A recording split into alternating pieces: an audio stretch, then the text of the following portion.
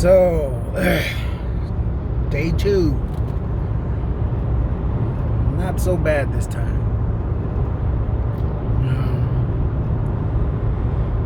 Yeah, not so bad. The hardest part about your second day, for my second day, is that you're constantly remembering yesterday. And when you remember yesterday, it puts you back in that same feeling, that same mindset. So the second, maybe the third, the hardest part about those days are just moving forward, letting go, being present, being mindful. Yeah, that's the hardest part. And so I watched the YouTube video, and there's some little areas in there where I need to clear up. And to be honest, I'm surprised that anything that I said in that video, I'm surprised any of it was coherent, because honestly, you honestly feel like your IQ has dropped a couple of points, because you just don't feel like you're all there. To me, I feel stupid. That's how I feel. I forget things. My mind is just not as quick. So I spoke about having an M16 when I left the States, and then having it switched out with the M249 saw. The reason why that's significant to me is because if that didn't happen, I wouldn't have been able to reach the people that were engaging us from the window. Okay, I'm trying not to get into any details here. See, the maximum effective range for the M16 is so much less than the maximum effective range of the M249. Plus that the M249 was mounted. It was in a turret. So that thing becomes extremely accurate. It's like you're firing a laser. Just an amazing weapon. So if I had fired with an M16, I wouldn't have been able to do what actually happened. It would have just been what they call suppressive fire, noise, because they would have been well beyond my maximum effective range. Now, the whole thing changed because in my mind I was firing the M16. So when I fired that M249, everything I pointed that weapon to, or everything I pointed that weapon at, I hit it with some accuracy. So, and in my mind, when I fired the weapon, because I had trained with an M16, I went through the whole JRTC with an M16, I knew, in my mind, I thought, oh, well, they're beyond my maximum effective range, so I'm just going to I'm just doing suppressive fire. But when that M249 fired up, I hit everything. So that's why that's significant. That's why when I say tell the story about having an M16 and having it being switched to an M249 at the last minute. That's why that's significant.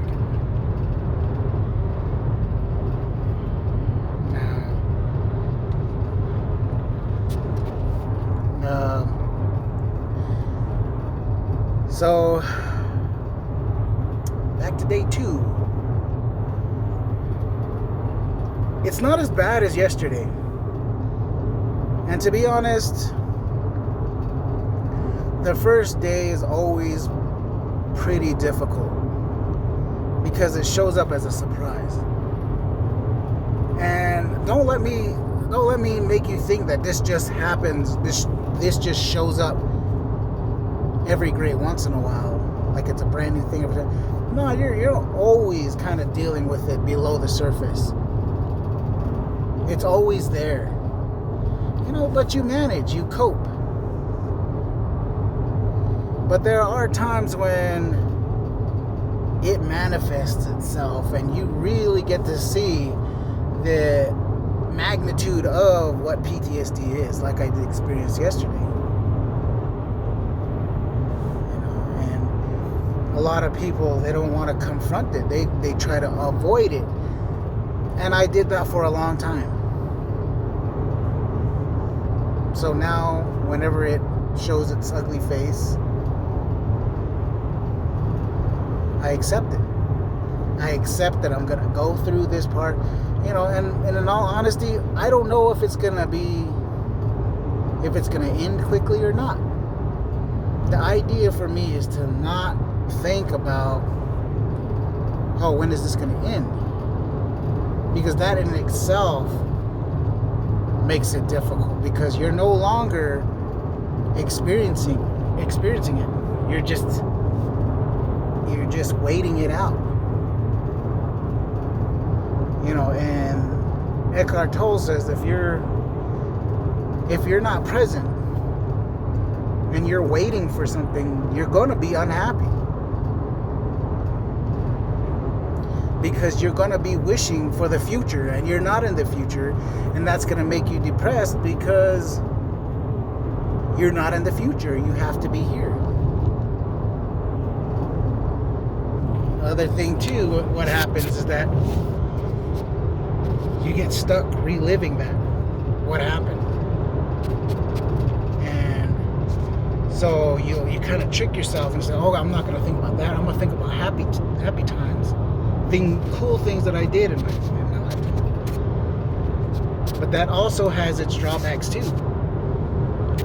Because even though it was a good time in your life, you're gonna eventually be depressed because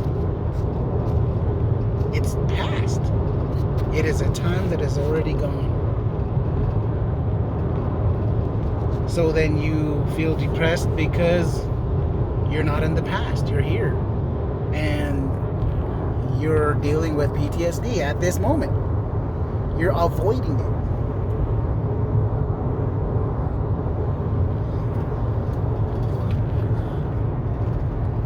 So, and I also touched on, sensory things.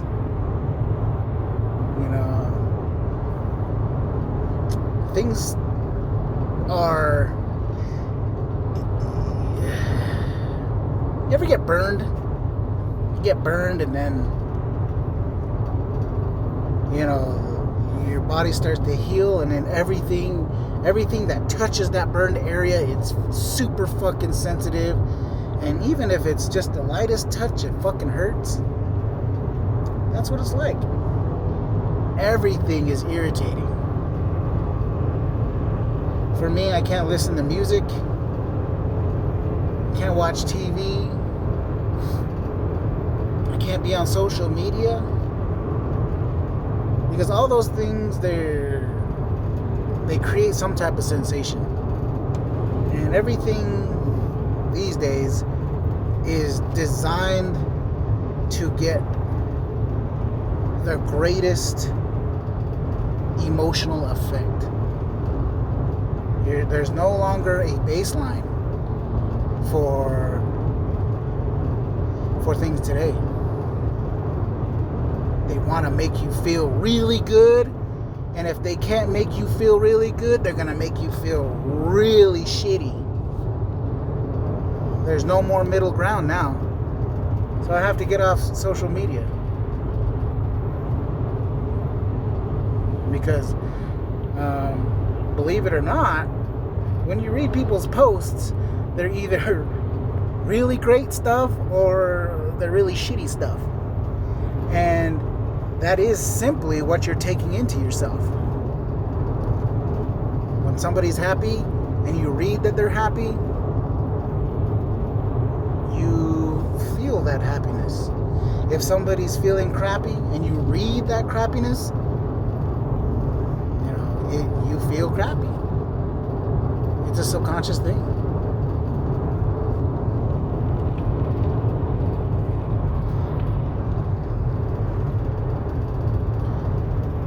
So, what am I feeling today? Well, I can imagine that if I didn't know what I know now, I could feel pretty shitty. But because I've read all these books and I've developed all these coping mechanisms, it's easier for me to recognize when my thoughts are running away with me.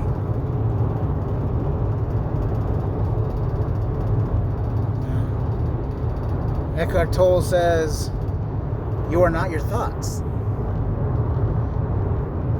Your thoughts are simply light bulbs. And you have to consciously choose to give power to those light bulbs for them to come on. And I believe that. Your mind is associative. If you think about leaves, you're automatically going to think about trees. You think about carrots, you're going to think about rabbits. So because your mind is associative like that, there are little things that get thrown into your head, and that associative part of your mind will run away with you if you're not conscious. And it's akin to a horse without a rider.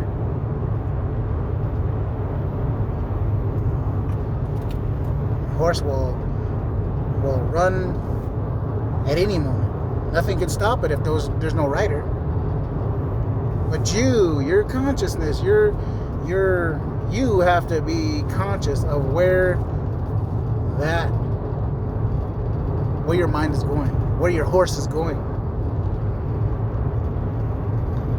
What is it Eckhart Tolle says? He says, the mind is a powerful tool.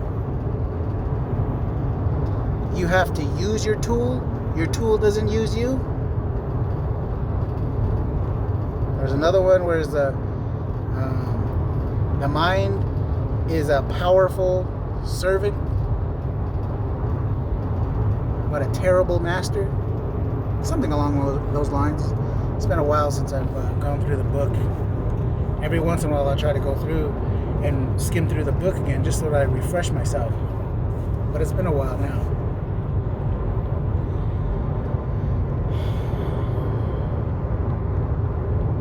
So as I'm going through the PTSD, I have to constantly remind myself to breathe. When you remind yourself to breathe, it brings you back to the present, right here, right now. Because when a lot of times I notice that when my mind begins to run away with me, my breathing becomes very shallow. And all that contributes to stress, which in turn can make the PTSD symptoms even worse. So during this time, I'm really trying to smooth out my life take care of those little things that can really reduce stress. You know, if I'm not eating right, you know, I'll try to get more fiber in my diet, drink more water, you know, eat things that are healthy and easily digestible, because there's stress that even, you know, you're not conscious of, like how hard your body is working to pump blood, how hard your body is working to process the food you're eating. You know, there's stress that you're just not conscious of. And if there's other things that I can eliminate, stressful things that I can eliminate, I'll take that time to eliminate those things. You know, like bills, or wash some dishes, you know, all those little things that weigh on your mind. Because there are some things, like during this time, that you just cannot eliminate. So I take the time to eliminate the small things.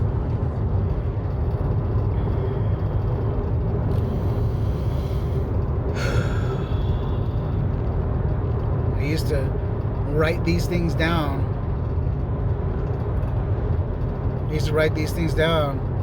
But these days I don't have that time to sit and write anymore. So I'm doing this as I'm driving down the road.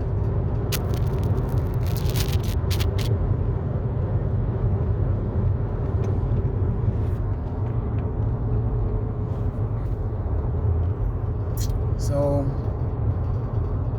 if you're going through this, you know, really just take the time to, you know, it sucks, dude. I'm not gonna fucking lie to you, it sucks. But really, take the time to be in the shit. Because I honestly believe that this principle of sensory adaptation really does occur. Like, it might feel shitty. What the fuck? Damn, that's creepy. Fucking Ray Stereo just started playing. But take the time to be in the shit. Sensory adaptation will happen, and it'll get easier. It'll get easier.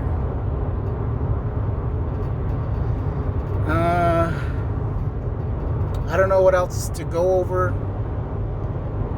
If you guys have any questions, man, hit me up. You know, there might be questions that you need to have answered that maybe I might have an answer to, or maybe it'll just function as a you know, a string, you know, to the ball of yarn, and you just follow it. You know, or this shit might not even like help you at all. You know, but this is just me. This is how I cope. This is how I deal with it. And so, if you guys have any questions, it only functions to help me, because if I have to answer something, you know, I really have to take a good, long, deep, reflective look at myself. And that in itself is therapeutic. The ability to look at yourself. Alright, guys. That's all I got for now. Peace. I hope I get some questions. You know, like, share this. I don't know. And if there's somebody going through it, you know, share it. Let people know there's other people going through this. Alright? That way people don't feel alone. Because honestly, when you're going through this, you do feel alone. And the moment it does show up, you feel remorse, not for yourself, but because you're going to be dragging your whole family through it. You're going to be dragging everybody that loves you through it. And something stupid happens in your head, and you start thinking like, I don't want to drag my family, my loved ones through this shit, so I'm just going to end it. Stupid things like that pop into your head.